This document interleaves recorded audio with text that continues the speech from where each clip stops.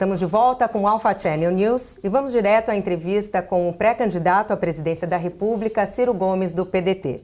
Ciro Gomes é advogado, professor universitário. Aos 25 anos, iniciou a carreira pública. Foi deputado estadual pelo Ceará, prefeito de Fortaleza, governador do Ceará, ministro da Fazenda no governo Itamar Franco e ministro da Integração Nacional no governo Lula. Seu último mandato político foi de deputado federal. Em 2018, concorreu à presidência da República, ocupando o terceiro lugar com cerca de 13 milhões e meio de votos. Agora, em 2022, Ciro Gomes é pré-candidato à presidência pelo PDT, partido do qual é vice-presidente. Seja muito bem-vindo, candidato. Muito obrigado a você. A gente pensou em abordar 4 tópicos que a gente considerou mais oportunos e eu penso em iniciar pela economia. A gente vem aí de 2 anos praticamente de pandemia, a economia estagnada, não que a gente possa colocar tudo na conta da pandemia, né? Já está estagnada há muitos anos, até inclusive anterior a esse governo. Mas qual seria o seu projeto para dar uma alavancada, melhorar a economia no país? A palavra projeto é a mais importante que está na sua pergunta e está na minha resposta. O Brasil não tem projeto para nada. Ninguém sabe para onde estamos indo em ciência, em tecnologia, em educação, em infraestrutura. Não temos absolutamente plano nenhum, porque a decadência política brasileira produziu esse desastre. E é importante que a gente tenha clareza da causa da crise, da extensão da crise, da renitência dessa crise no tempo e da profundidade, sem o que demagogia, conversa fiada, picanha e cerveja, anticomunismo, que são aí as resumos da tal polarização despolitizada e odienta entre Lula e Bolsonaro, muito longe vão passar da nossa inteligência. Você corretamente colocou, o Brasil, entre 2010 e 2021, são 11 anos, pela primeira vez em 120 anos, cresceu 0. Portanto, retomar o crescimento é a primeira tarefa. Por que o Brasil não cresce? O Brasil não cresce no curto prazo por 4 motores absolutamente enguiçados que começa a ser a solução que eu proponho ao país. Primeiro, o explosivo endividamento das famílias.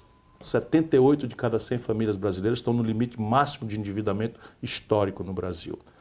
Como os juros são os mais exorbitantes do mundo, e essa é uma causa ancestral da crise econômica renitente no Brasil, 65 milhões de brasileiros estão inadimplidos no SPC. E não há quem os faça sair disso sem uma política pública que apoie um esforço de renegociação. Não é negócio de dar dinheiro para ninguém, nem perdoar a dívida de ninguém, mas é reestruturar a dívida dessas famílias através de um programa que nós já fazemos no Ceará, em que o governo mediano consegue descontar 90% do valor médio dessa dívida e os 10% remanescentes você pode refinanciar mediante uma adesão a um curso vamos dizer, de educação financeira, para que as pessoas não reincidam nessa inadimplência. O Banco do Brasil e a Caixa Econômica sabem fazer isso, é apenas necessário que eles saiam do cartel de bancos privados onde eles estão para cumprir essa política pública. O mesmo para as empresas. Nesse momento, 6 milhões de empresas estão inadimplentes no Serasa, que é a antecedência da falência. Se nós colocarmos 3 empregos por empresa, nós estamos falando de 18 milhões de empregos que estão com a faca no pescoço no Brasil. Nós temos como tirar ali 30, 40 bilhões de dólares das nossas reservas cambiais e fazer um fundo de reciclagem desse endividamento mediante também um plano de reinvestimento e de formalização de uma relação de trabalho. Também está bem pensado, eu quero apenas resumir para você. O terceiro movimento, e aquele que é mais urgente, é de retomada de 14 mil obras públicas. Dizia o Lord Keynes que em tempos de depressão econômica, e é do que se trata, os governos deveriam pagar para o povo cavar um buraco e depois pagar para esse mesmo povo tapar esse buraco. Querendo com essa figura, né, dizer do papel essencial que o Estado nacional, os Estados nacionais têm, historicamente e hoje também no mundo inteiro, né, de apoiar o esforço de saída do capitalismo das crises recessivas ou depressivas, como é o caso da brasileira. No caso brasileiro, 14 mil obras já licitadas, já licenciadas, que é uma via crucis para a gente licitar uma obra no Brasil, tanto são as burocracias e incidentes, como também para o licenciamento ambiental. Retomá-la significa gerar empregos rápidos num setor que a densa mão de obra de baixa qualificação, que é o drama da periferia do Brasil. Exatamente. A construção civil não exige grande sofisticação e não importa nenhum insumo do estrangeiro. Para isso eu preciso dizer de onde vem o dinheiro. E eu tenho aqui um conjunto de propostas claras que anunciam um fundo de infraestrutura de 3 trilhões de reais em 10 anos. São 300 bilhões de reais por ano, que eu vou tirar de alguns lugares que são só em linha com as melhores práticas internacionais e com coisas que a literatura recomenda e que o Brasil não pratica.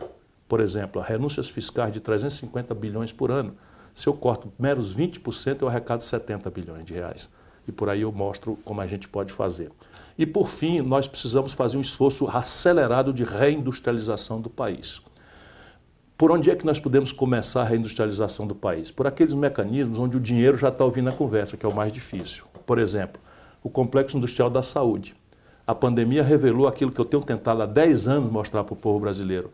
Não é? A dependência crítica que o Brasil gerou de coisas que vêm do estrangeiro. O Complexo Industrial da Saúde, só para você ter uma ideia, o governo federal importa 17 bilhões de dólares antes da pandemia, financiando empregos na Índia, na China, na Europa, nos Estados Unidos. 80% disso é patente vencida, que você com os institutos tecnológicos, as universidades, você pode incubar empresas de jovens empreendedores, porque a compra governamental garante o fluxo de mercado para começo de conversa. E isso é protegido no nosso status na Organização Mundial do Comércio.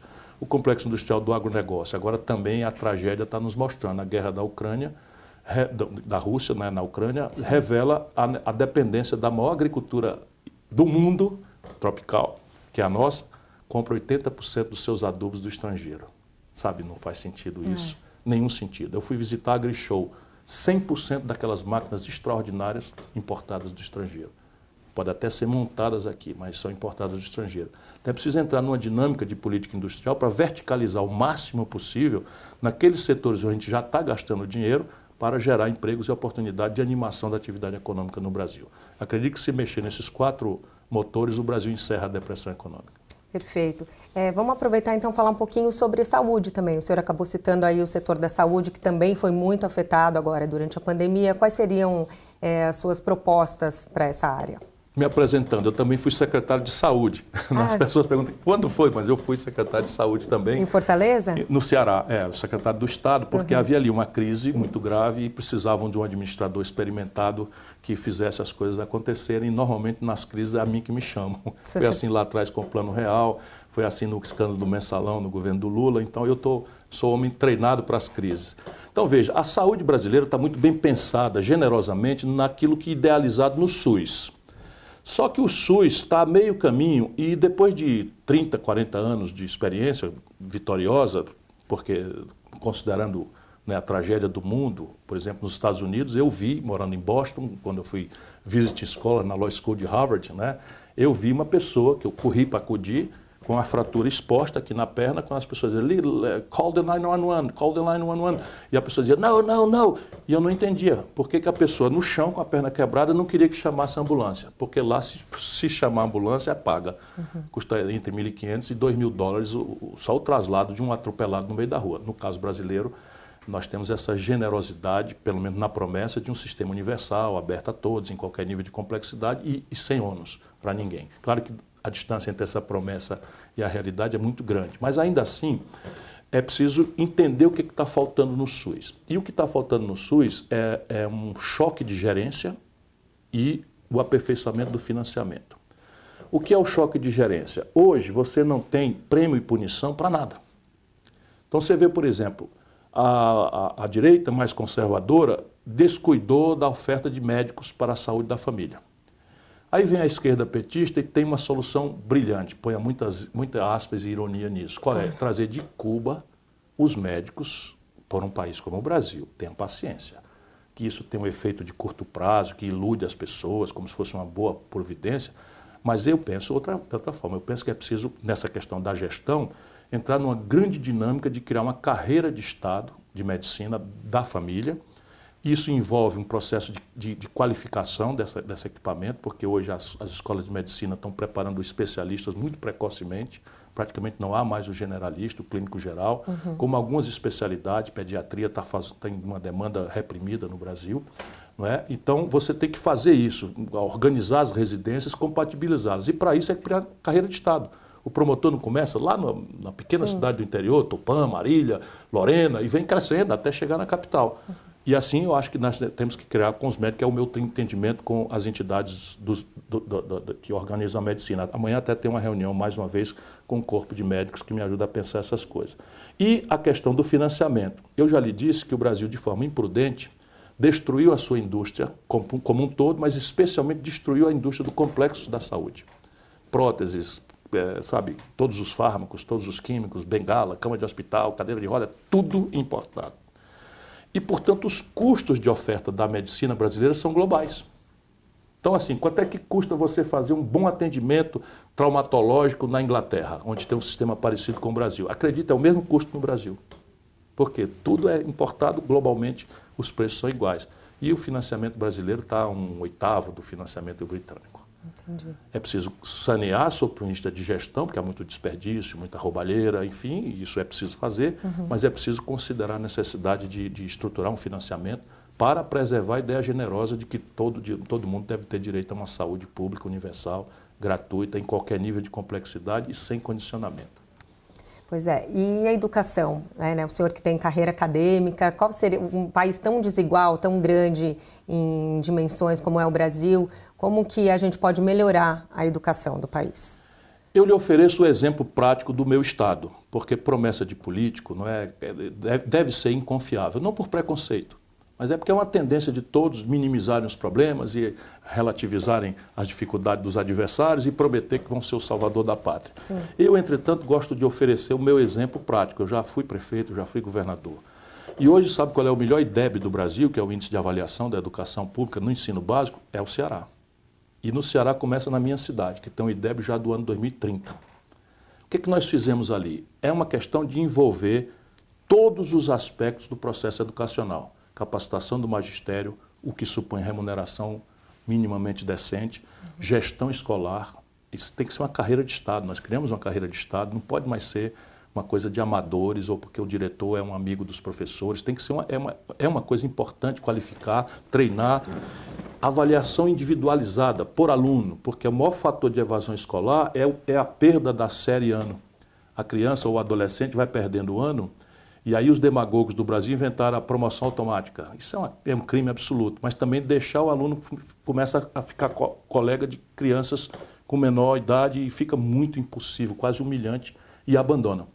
Por fim, nosso último tópico seria a segurança, né? A gente observa no país inteiro crise na polícia, no Nordeste, o senhor pode acompanhar mais de perto também.